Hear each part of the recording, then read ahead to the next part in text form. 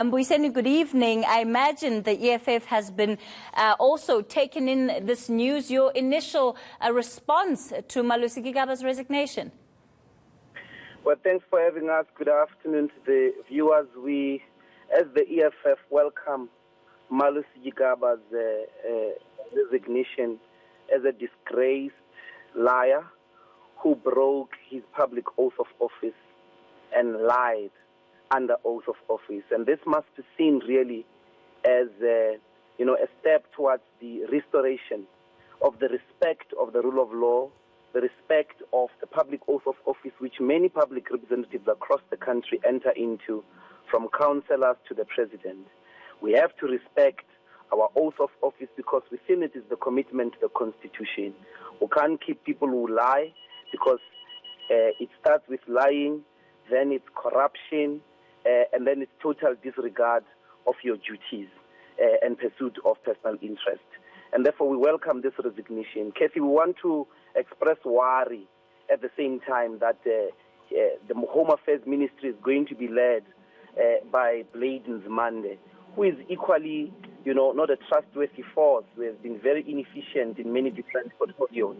But above all, what it signifies, Kathy, is that the ANC has run out of talent, because it's recycling old people who have been there before and have proven to be inefficient. They lack proper young, efficient people who will lead us into a better future as a country.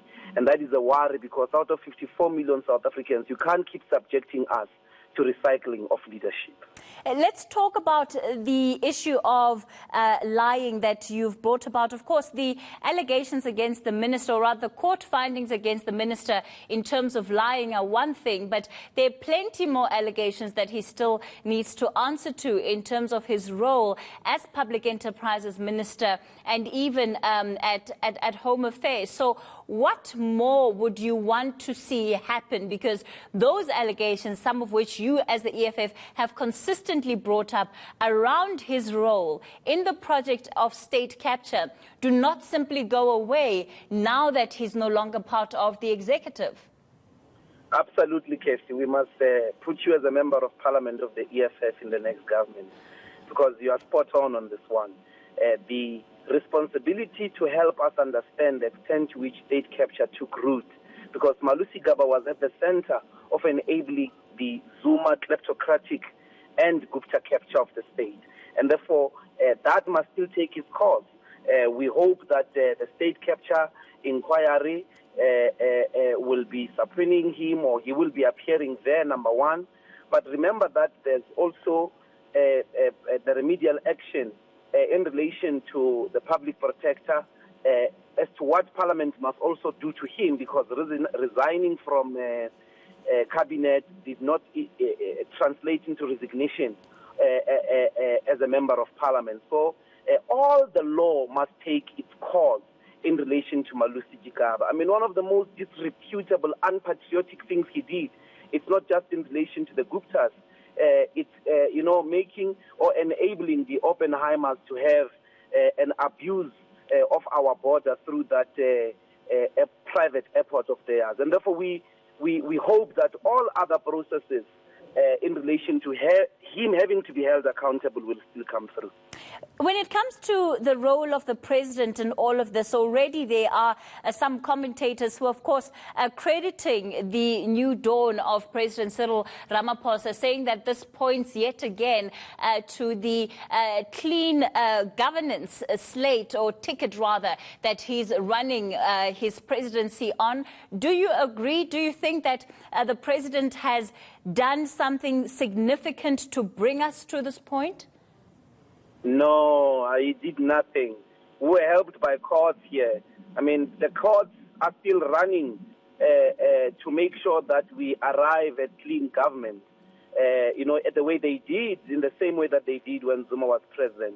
So Ramaphosa did not take any action against corruption. He didn't take any action against the lies of Malusi Gigaba. As a matter of fact, Malusi Gigaba resigning is helping Ramaphosa from not acting. So there's no credit whatsoever to Ramaphosa. He remains, some statue president in that regard. And of course, let's not forget too, Mbuyiseni, that on that particular list that the president has to respond to, Minister Bathabile Dlamini is also involved there, and the response, the deadline set there is next Tuesday in terms of the president to respond. What would you want to see happen there? Well, people like Bathabile Dlamini, Nomvula Mukonyani, and now recently Pravin Gordhan, they possibly also have to just take a bow and resign. Most recently is this Pravin Gordhan, who has been misleading Parliament on 2 occasions, giving Parliament misinformation, essentially lying about his meetings with the Guptas. And this is wrong because, we're not saying you shouldn't have met the Guptas.